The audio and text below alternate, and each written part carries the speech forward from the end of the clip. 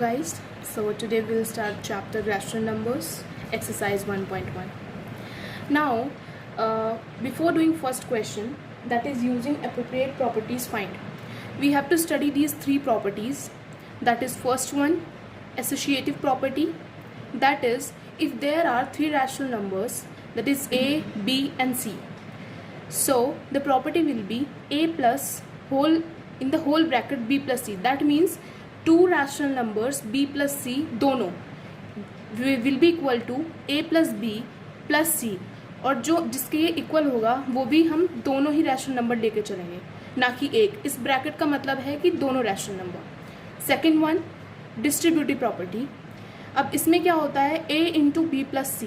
That is मतलब जो हमारा एक रैशनल नंबर है a, वो दो रैशनल नंबर के एडिशन के इनटू होगा and will be equal to a into B plus a into B, a into C.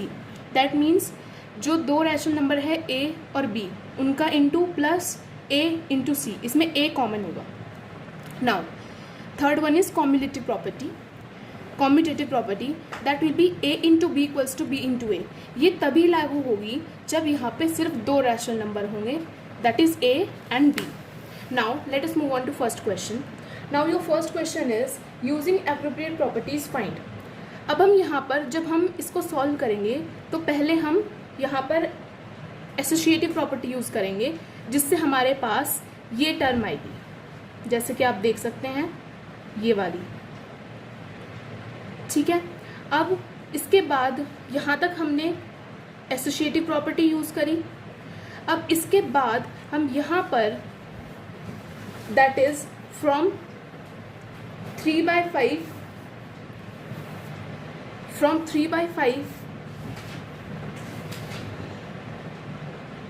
yes, from 3/5 bracket minus 2/3 minus 1/6 plus 5/2.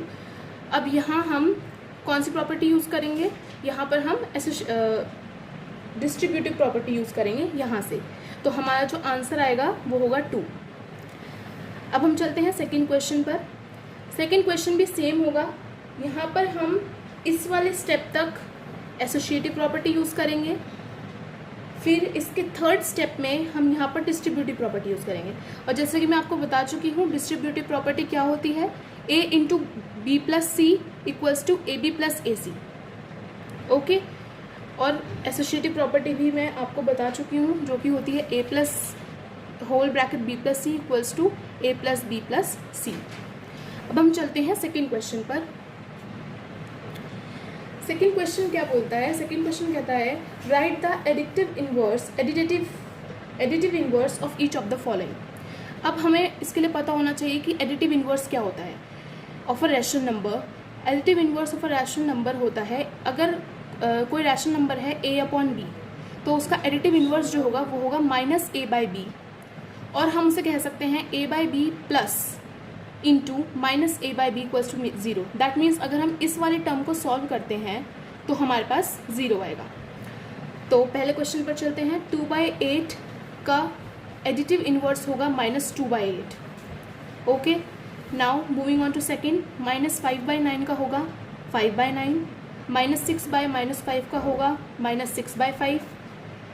Fourth minus 2/-9 का होगा 2/9. और फिफ्थ दैट इज 19/-6 का होगा 19/6. अब चलते हैं क्वेश्चन नंबर थर्ड पर. क्वेश्चन नंबर थर्ड है कि verify that minus into minus X equals to X. For they have given us some values of x and we have to verify the value. That means first is x equals to 11/15. Now we will put x equals to 11/15 in the term that they have given us to verify.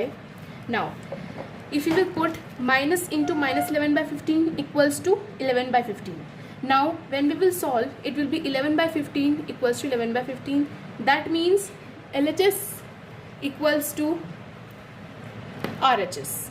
Now it has been verified. Second part, x equals to minus 13/17. Now it will be similar, but in this case now it is minus 13/17. Now we have to take two brackets here. One will be large bracket and one will be small bracket. Now first we will solve the large bracket, जो सबसे पहले bracket होगा हम उससे पहले solve करेंगे। तो ये प्लस हो जाएगा, ये प्लस हो जाएगा यहाँ पर, और फिर हम इसकी अंदर इंटू करेंगे तो ये माइनस हो जाएगा। ओके स्टूडेंट्स, तो अब हम आगे चलते हैं।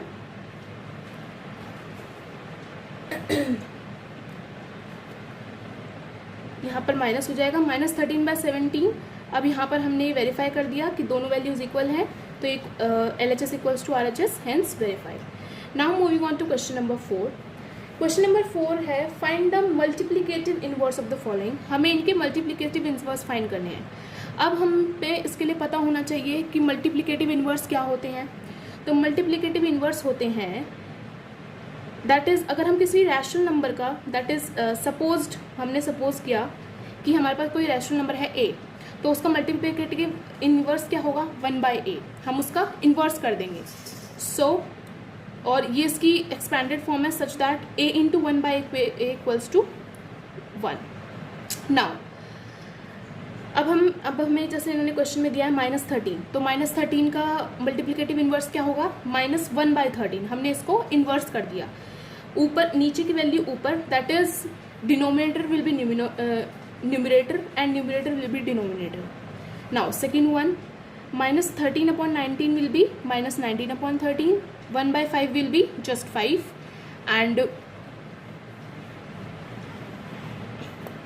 -5/8 into -3/7 will be, now we have to solve it first. Now this is something different from the before three parts. Now this is -5/8 into -3/7. now we will into these, तो अगर हम इन्हें इंटू करेंगे तो हमारे पास क्या आएगा, प्लस का 15 अपॉन प्लस का 56। तो अब हम इसे इन्वर्स करेंगे तो ये इन्वर्स हो जाएगा, denominator will be numerator and numerator will be denominator. Fifth part -1 into -2/5 equals to, अब इसको भी हम पहले सॉल्व कर लेंगे, that is minus minus will be plus, it will be 2/5 and it will be 5/2, और -1 का क्या होगा, 1/-1। अब हम क्वेश्चन नंबर 5 पे चलते हैं। क्वेश्चन नंबर 5 है name the property under multiplication use in each of the following. अब फर्स्ट पार्ट क्या है हमारा, -4/5 इंटू 1 इक्वल्स टू 1 इंटू -4/5। आपके पास क्वेश्चंस होंगे पहले से ही, इसलिए मैंने यहाँ पर क्वेश्चंस नहीं लिखे हैं, मैंने सिर्फ आंसर्स लिखे हैं। तो फर्स्ट क्वेश्चन मैं रीड आउट कर रही हूँ आपके लिए, वो है -4/5 इंटू 1 इक्वल्स टू 1 इंटू -4/5। अब ये प्रॉपर्टी किसको वेरीफाई करती है, ये प्रॉपर्टी हमारी मल्टीप्लिकेटिव आइडेंटिटी की है। जो यहाँ पर 1 है वो मल्टीप्लिकेटिव आइडेंटिटी है। अब चलते हैं सेकेंड पार्ट पर। सेकेंड पार्ट है -13/17 इंटू -2/7 इक्वल्स टू -2/7 इंटू -13/17। तो ये हमारी कॉम्यूटेटिव प्रॉपर्टी है। जैसे कि मैंने आपको बताया था, जो हमारी कॉम्यूटेटिव प्रॉपर्टी होती है उसमें जो दो रैशनल नंबर्स होते हैं उनको हम इंटू करते हैं और वो इक्वल होता है उसके इनवर्स के, that means a into B equals to b into A. तो वही प्रॉपर्टी हम यहाँ पे सेकेंड पार्ट में लगाएंगे, क्वेश्चन 5 का सेकेंड पार्ट में। अब हम चलते हैं थर्ड पार्ट पर। तो थर्ड पार्ट क्या है, -19/29 इंटू 29/-19 इक्वल्स टू 1। तो ये हमारी मल्टीप्लिकेटिव इनवर्स प्रॉपर्टी है, जो कि मैंने आपको यहाँ क्वेश्चन नंबर 4 में बताई कि जो हमारा एक रैशनल नंबर होता है, अगर वो हम उसे 1 कर दें, that means numerator will change into denominator and denominator will change into numerator. तो ये हमारा third part multiplicative inverse property है। क्वेश्चन नंबर 6 पे चलते हैं। क्वेश्चन नंबर 6 है multiply 6/13 by the reciprocal of -7/16। अब ये बोल रहा है क्वेश्चन में कि जो हमारे पास 6/13 है उसको हम मल्टीप्लाई करें reciprocal of the second rational number, that is -7/16। अब ये जैसे कि मैं आपको बता चुकी हूँ, रेसिप्रोकल अगर हम करेंगे तो जो हमारा -7/16 का रेसिप्रोकल होगा वो होगा -16/7, that means denominator and numerator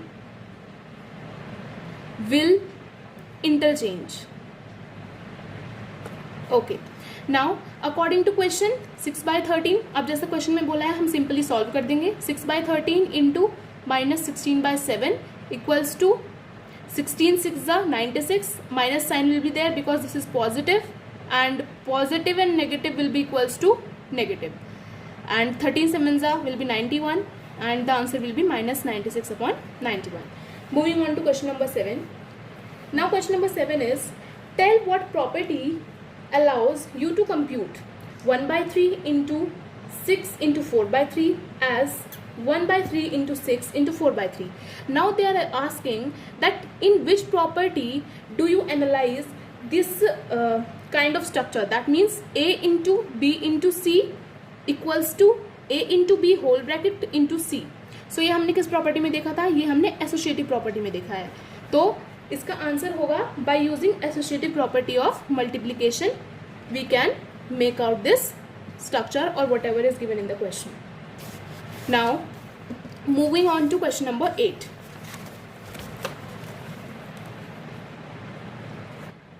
So question number 8 is that is 8 by 9 the multiplicative inverse of minus 1 by 8. This is given in mixed fraction. Why or why not? Now let me tell you the solution.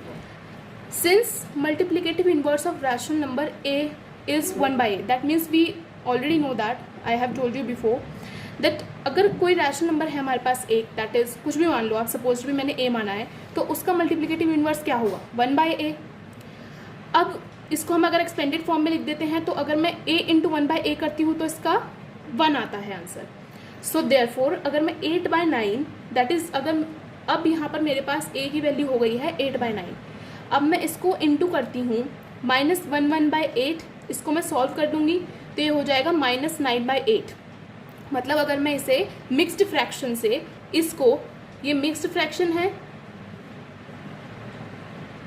इसको मैं improper fraction में कर लूँगी.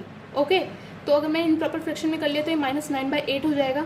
अब मैं इसे solve करूँगी तो ये माइनस 1 आएगा, but it's product must be in positive.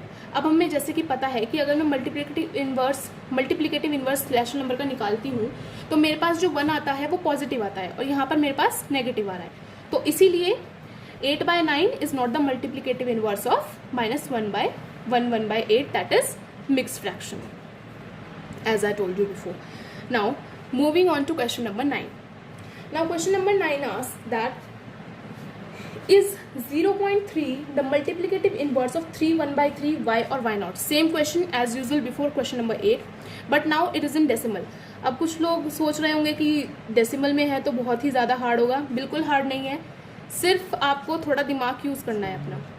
Since multiplicative inverse of rational number a is 1 by a, as मैंने आपको पहले ही बताया है कि किसी रैशनल नंबर का अगर हम मल्टीप्लिकेटिव इन्वर्स निकालते हैं तो एक रैशनल नंबर को हम अपॉन कर देते हैं, मतलब दैट इज़ 1 by. सो अगर मैं इसे एक्सपेंडेड फॉर्म में लिखती हूँ तो इसका क्या आना चाहिए, पॉजिटिव 1 आना चाहिए प्रोडक्ट. तो मैं इसे सॉल्व करूँगी. 0.3 को पहले मैं इंटू करूँगी 10 by 3 से. अब अगर 0.3 है तो अगर आप इसको 0.3 को फुल मतलब एक्सपेंड फॉर्म में कर लो तो ये 3 by 10 हो जाएगा. 3 by 10 को आप इंटू करोगे किससे, 1 by a से, दैट मीन्स आपका a क्या है 0.3, और आप अब इसके इन्वर्स करोगे तो इसका इन्वर्स क्या होगा 10 by 3, और अगर आप इसको सॉल्व करोगे तो इसका आंसर आएगा 1, और 1 आपको पता है कि अगर product must be 1 that is positive, तो आपका जो ये दिया हुआ है 0.3 will be multiplicative inverse of 3 1 by 3 mixed fraction. Now question number 10. अब क्वेश्चन नंबर 10 है write the rational number that does not have a reciprocal. अब कोई ऐसा रैशनल नंबर बताना है आपको जिसका कोई रेसिप्रोकल नहीं होगा. तो आपको पता है 0 एक ऐसा रैशनल नंबर है जिसका कोई रेसिप्रोकल नहीं होता. अगर आप 0 by 1 करेंगे तब भी 0 आएगा, 1 by 0 करेंगे तब भी 0 आएगा. नेक्स्ट पर चलते हैं, the rational numbers that are equal to their reciprocals. अब आपको ऐसा रैशनल नंबर बताना है जो उसके रेसिप्रोकल के इक्वल हो. अब अगर मैं 1 का रेसिप्रोकल करती हूँ तो 1 by 1 1 के इक्वल होगा. -1 का रेसिप्रोकल करती हूँ तो -1 by 1 -1 के इक्वल होगा. ठीक है. अब third part, the rational number that is equal to its negative. अब आपको कोई ऐसा रैशनल नंबर बताना है जो उसके नेगेटिव के इक्वल हो. तो ऐसा रैशनल नंबर 0 है जो नेगेटिव के इक्वल होगा. अब मैं चलती हूँ क्वेश्चन नंबर 11 पर। क्वेश्चन नंबर 11 है फिल इन द ब्लैंक्स। अब इस क्वेश्चन को करने के लिए आपको थोड़ा अपना टेक्स्ट पढ़ना पड़ेगा। तो पहला पार्ट है, zero has dash reciprocal. Zero का कोई रेसिप्रोकल नहीं होता, ये आप लोगों को पता होना चाहिए, आपने छोटी क्लासेस में भी पढ़ा होगा। Now coming to second part, these numbers dash and dash are their own reciprocals. तो जैसा मैंने आपको सेकेंड पार्ट में बताया, 10th के सेकेंड पार्ट में, सेम रीज़न है इसका भी, 1 and -1। Coming to third part, the reciprocal of -5, -5 का रेसिप्रोकल आपको पता है -1/5 होगा। फोर्थ पार्ट है आपका reciprocal of 1/x where x is not equals to 0, तो इसका आंसर x होगा।